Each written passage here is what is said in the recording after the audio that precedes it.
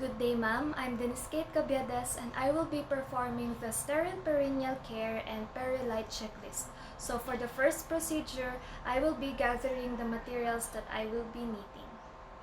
So here I have prepared the draw sheet or underpad to protect the bed, the betadine solution to clean the perineum, also the cotton balls to clean the perineum, the sterile thumb forceps to hold swabs for cleaning, kidney basin or dipper to retrieve the waste, clean linen to make the bedding clean, pads and dressing to keep the patient clean, bedpan to clean the perineum, or it can also be used if the patient has a need of passing urine or stool, small towels to dry the perineum, and the drape sheet and screen to maintain the privacy of the patient.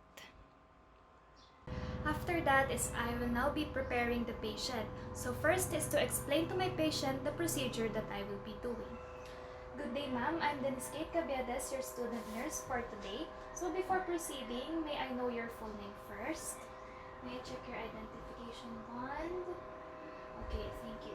So today, I will be performing perineal care to you, on which I will be cleaning and providing care to your genital area. So this will help you to heal faster, make you feel better, and to help prevent infections. And then after cleaning, ma'am, I will proceed to Peri-light exposure. So I will apply dry heat to your genital area to provide you comfort, as this increase your blood circulation and also hasten your wound healing.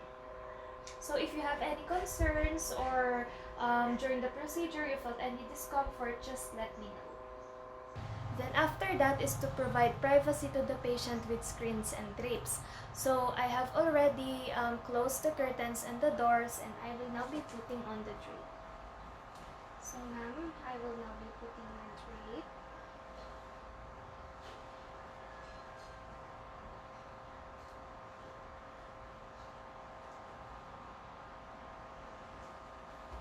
And then I will give extra pillow to raise her head.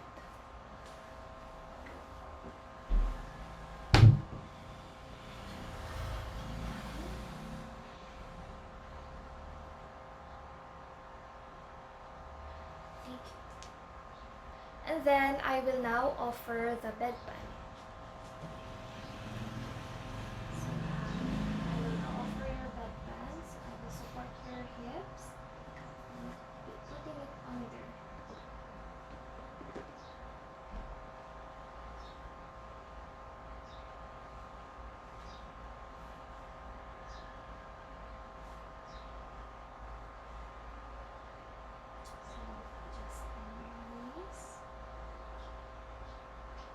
And after that, I will now observe for RIDA. So RIDA is redness, edema, ecchymosis, discharge, and approximation. So ma'am, I will now be observing and assessing your episiotomy site or your genital area so as to detect if you have any signs of infection. So I will be exposing your area, but just enough for me to fully observe it. So I will now expose it, ma'am.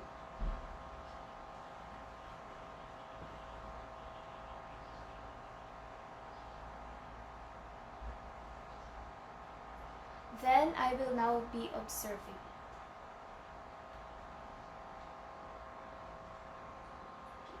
Thank you, ma'am. Next is to arrange the materials on the bedside table. So here I have already gathered and arranged the materials that I will be needing on the bedside table so that I can conveniently use them as I do the procedure. So after the preparation of my patient, I will now proceed to the perineal care procedure. So first is to wash my hands to prevent cross-infection.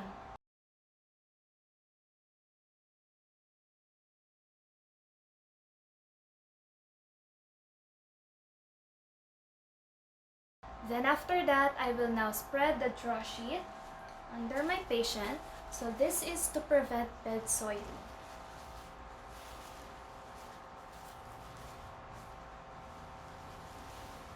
So ma'am,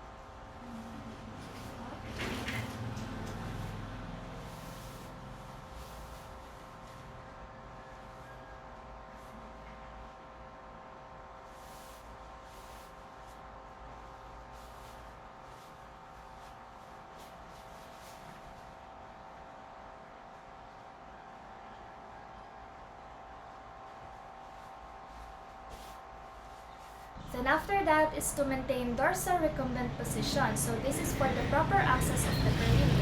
So I'll maintain this position as I will now be doing the perineal care.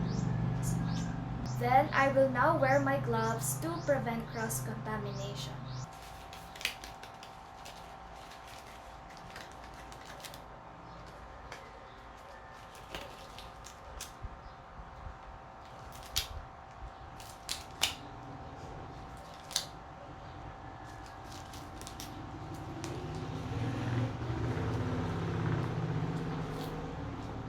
Then I will now adjust the bedpan under the patient's buttocks. So ma'am, I will be adjusting your bedpan. So this is to clean the perineum.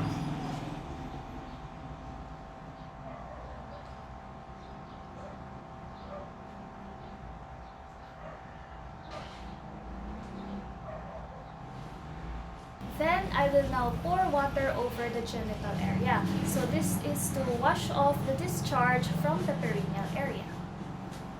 So now I will now be pouring water and I will be exposing it.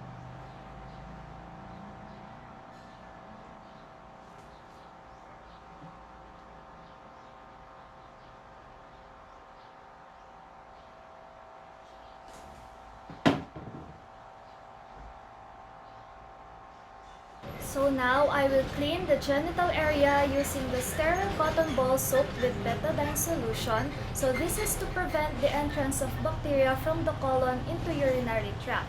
So I will hold the cotton balls with the forceps and clean the area to prevent contamination, and I will use one cotton ball for one swabbing. Now I will clean the genital area with the following order. So I will start from my farthest side, so here, and will be following a stroke of 7. So from the symphysis pubis to labia majora and the scard. Next is the labia minora and the scard.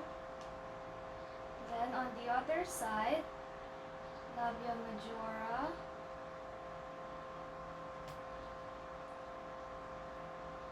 then labia minora,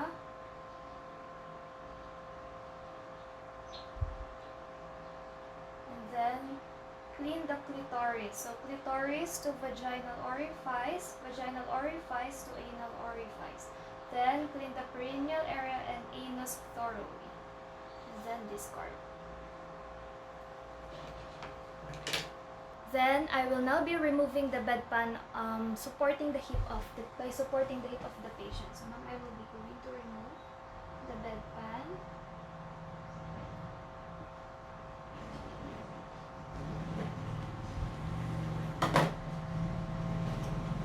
And then turn the patient to one side.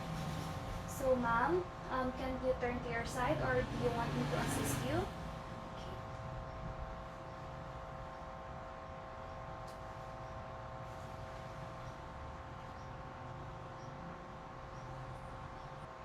Then I will get a small towel to dry the buttocks thoroughly.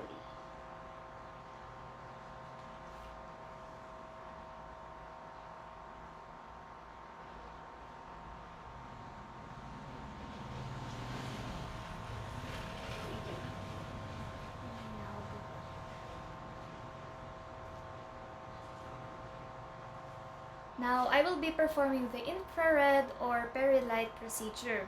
So here I have already spread the draw sheet to prevent bed soiling and also maintain dorsal recumbent position to my patient for the proper access of the perineum. And I have also worn my gloves so to prevent cross-contamination. Also, I have already applied the betadine solution on the episiotomy site or the perineum to sterilize the perineal area. Now, I will be doing the peri-light exposure.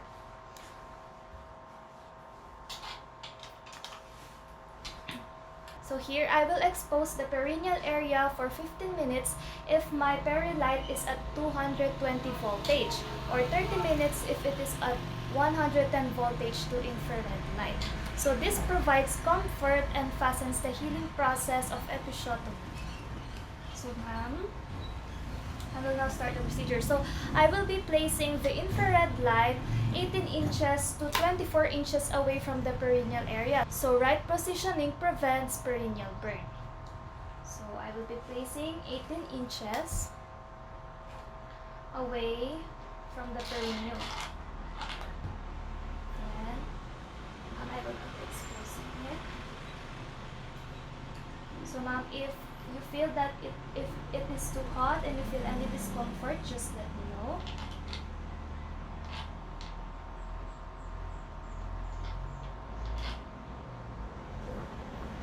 Then I will place a draped sheet.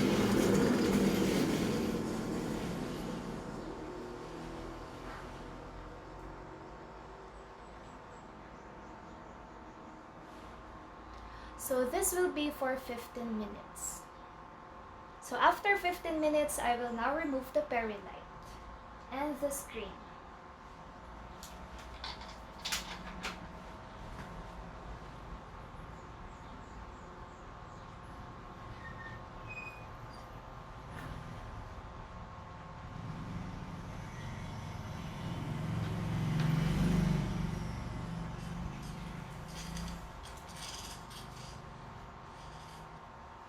And also the draw sheet.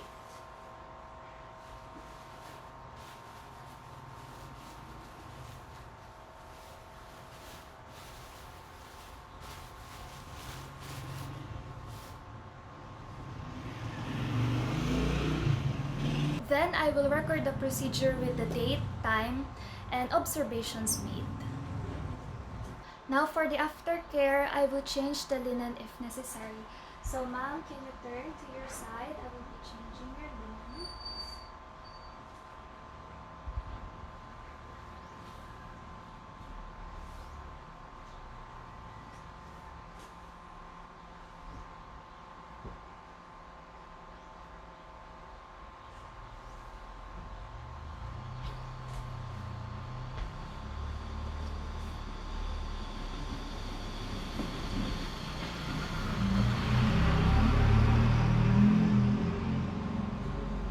Turn to your other side.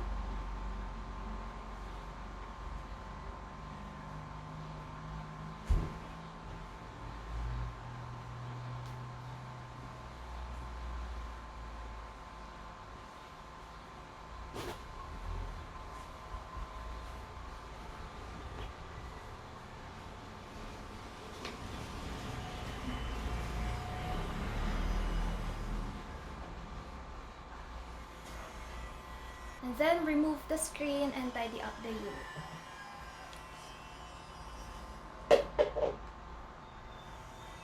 After that, I will now wash my hands.